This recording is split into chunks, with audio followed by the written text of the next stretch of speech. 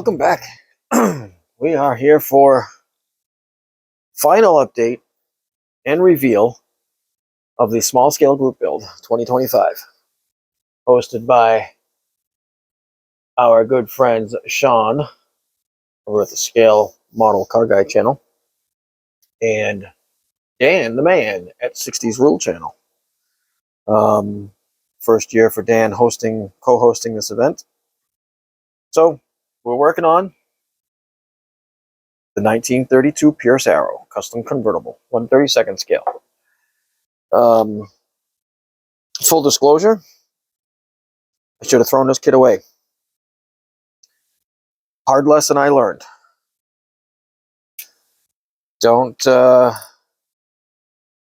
put these plastics of this era in the Easy Bake Oven to cure your paint.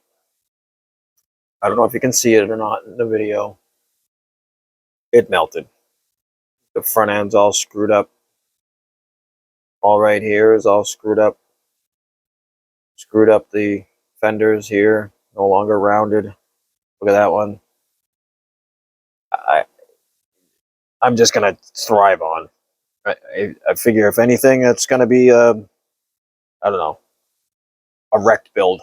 I don't know. We'll see how it comes out. The only thing I have for small scale, I don't have anything else.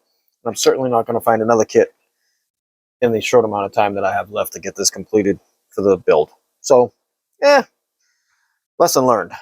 So anyways, we got the main chassis painted in Testors Enamel Gloss Copper was the color of choice.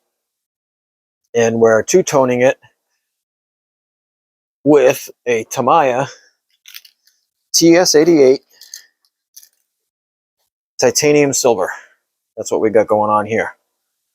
So this has two coats of this color on it and a semi-gloss clear, because I'm going to two-tone this. Exactly how I'm going to two-tone it, I'm going to leave that for the final reveal. I got the front axle painted up and just minorly detailed. We got the steering wheel assembled. I went around the edge with a dark brown. Just did a chrome center. The rear lights and the license plate are still yet to be 100% detailed. That's a rear tire spare tire mount. We got the fan and the belts done. I still need to go back in and detail those up a little bit more. Nothing fancy at all on the engine. I did some research and nothing was done fancy on those engines. The tires. Tires were a huge thing. I went ahead and painted everything white. After you've seen them all black, I know. I painted the faces of them all white. Then I went back with the rubber black and painted the tire. Now, I'm going to continue to go back and use this titanium silver. Maybe not that one, now that I look at it.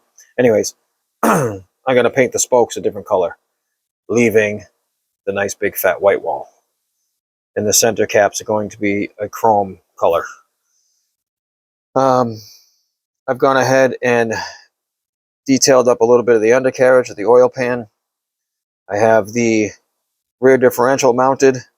Still not 100% correct because of this whole warpage issue from it melting in the oven.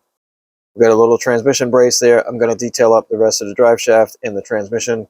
I think that's all that I'm going to do for any detail work underneath this thing. I'm not even going to worry about it. It's never going to go anywhere besides my shelf. It's going to look kind of like that.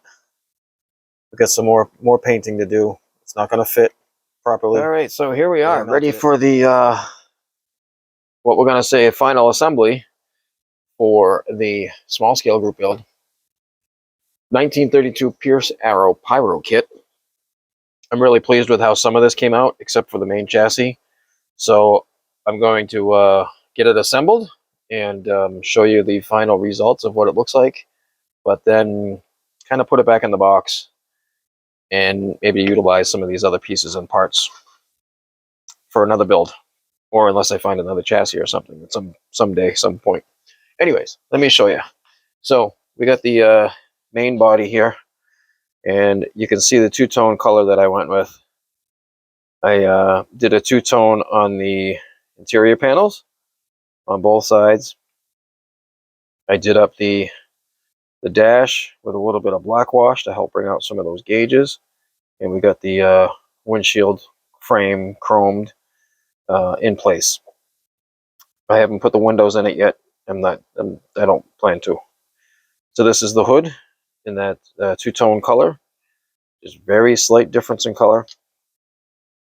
The interior piece in itself, we've got the seats painted up, just detailed up the pedals and the floor mats, and the shifters. Weathered up the seat just a little bit. And then we have the chrome grille insert, which again, I put a little bit of black wash in there. It doesn't really look like I dulled it down all that much. The engine, didn't get much, just a little bit of silver aluminum dry brushing in some spots. Got the fan and the belt system and the pulleys on the front. Steering wheel, steering column. And then the problem child of the whole project is this chassis. You can see right there, quite obviously, what I did wrong. But I learned a lot with this. I went ahead and got the drivetrain assembled and put together as best as I could. Nothing lines up correctly, but the wheels came out really good. Aside from me messing up the center caps as I was just putting them in the chassis. But the big learning lesson here was to do those big fat white walls. I think they came out pretty good. They could be a little bit cleaner, but the theory and the method of how I did it was definitely a lesson learned. So there's that. I'm going to go ahead and get this mocked up as best I could, and I'll show you what it looks like as a whole. All right, so there we have it. We have a tritone, if you will, paint scheme. It's too bad that I screwed up the chassis, because this really would have been a really sharp looking car. None of this is glued together. It's just sitting there, just mocked up. I'm not putting the bumpers on it because I'm not saving that lower chassis.